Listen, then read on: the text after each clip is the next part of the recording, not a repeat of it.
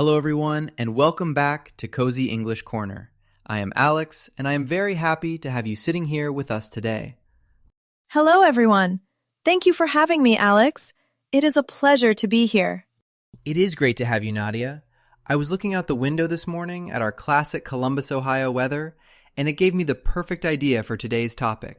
Oh, the weather here is certainly something. I checked the forecast earlier, and it said we might get heavy rain. But then the sun came out. It changes every 5 minutes. Exactly. Living in the Midwest means you never truly know what the sky will do. It might rain. It may snow. We might need a winter coat by the afternoon. I heard what you just did there. You used might and may. I am guessing that is our topic for the day? You caught that. Yes, we are talking about may and might.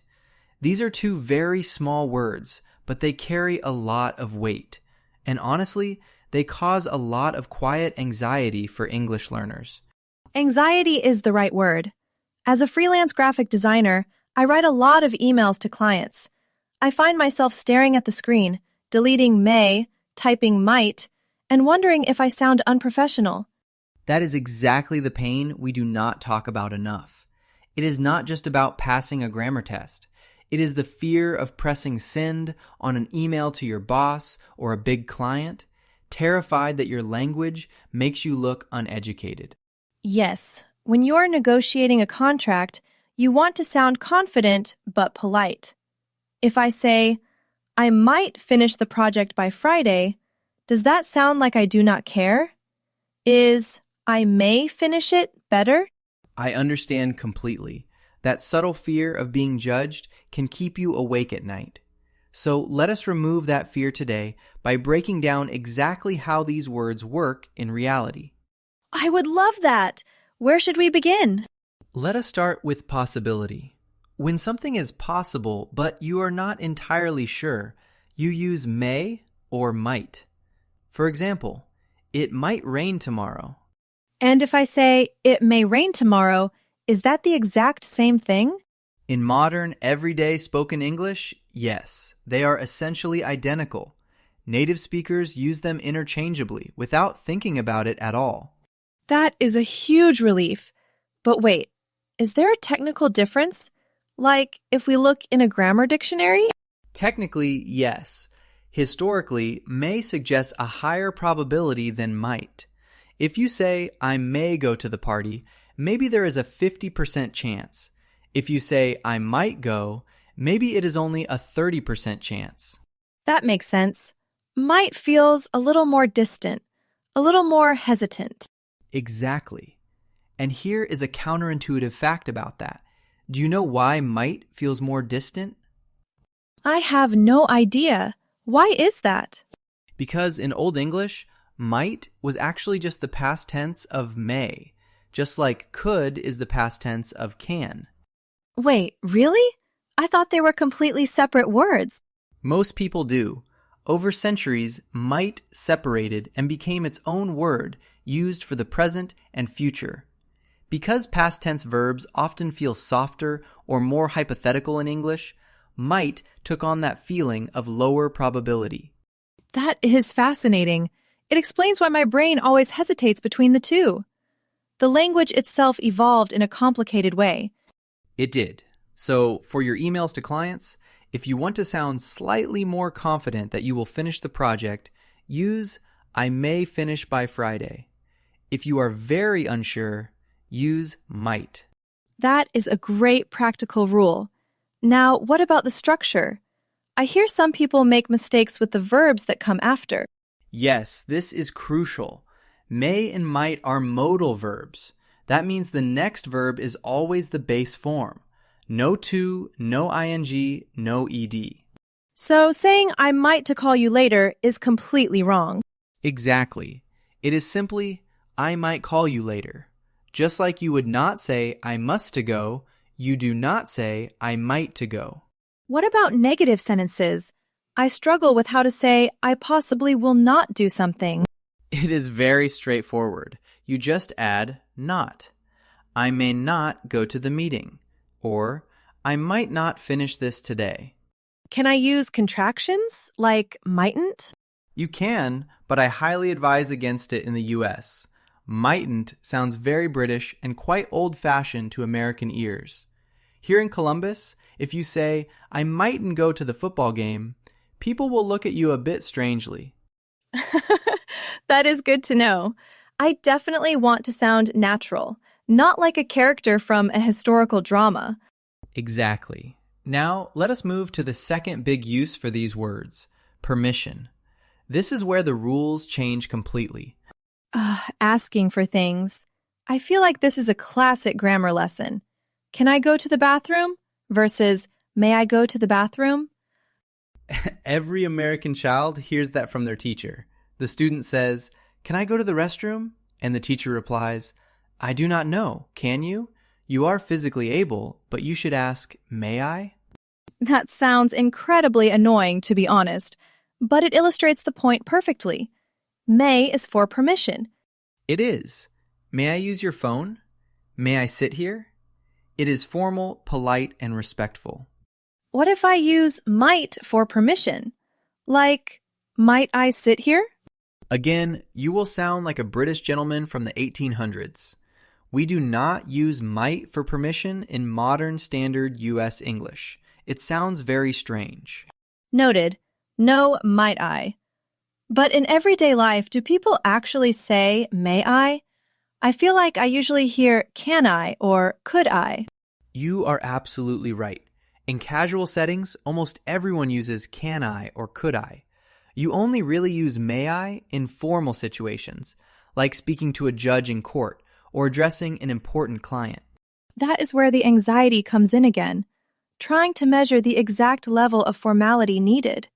If I use may I with a coworker, it might feel too stiff. Yes, it can create a barrier. If you say to a friend, may I borrow your pen? It sounds a bit cold. Can I borrow your pen? Is much warmer. Okay, that is a great tip. Stick to can or could for daily life, and save may for when I need to be extra polite and professional. Perfectly summarized. Now, let us tackle the most confusing part, talking about the past. This is where people make the biggest mistakes. Oh no, I am already nervous. How do we use them for the past? We use may have or might have followed by the past participle. For example, I might have left my keys in the car. Okay, that structure is familiar. She may have forgotten our meeting. It means it is possible she forgot, but we do not know for sure yet. Exactly right. But here is the major trap. When native speakers say might have really fast, how does it sound? It sounds like might have, like I might have left my keys. Yes. And because of that sound, millions of people actually write the words might of in emails. It is completely incorrect grammar, but it happens all the time. Oh, I have definitely seen that in workplace emails. We might have missed the deadline. It always looks strange to me, but I assumed it was some native slang. It is not slang. It is just a spelling error based on pronunciation. The word of has no place there. Always write might have. That is incredibly helpful. I will double-check my emails for that. Now, what if I know for sure that something did not happen in the past? If you are absolutely certain, you do not use may or might. You use could not or can't. For example, if you just saw a coworker, you would say, she cannot have left the office. Her coat is still here. I see. If I say she might not have left, it means I am unsure. Maybe she left, maybe she is still here. Spot on. Now, I want to share something truly fascinating about human psychology and the words may and might. Psychology? I am listening. In linguistics, these words are known as hedging language. A study from the field of pragmatics looked at business pitches. They found that entrepreneurs who frequently used words like might and may were significantly less likely to get funding. Wow. Because they sound like they lack confidence in their own ideas? Exactly. Saying this product might increase your revenue signals to the investor that even the creator is not sure. Compare that to, this product will increase your revenue. That hits very close to home. I do that all the time to protect myself.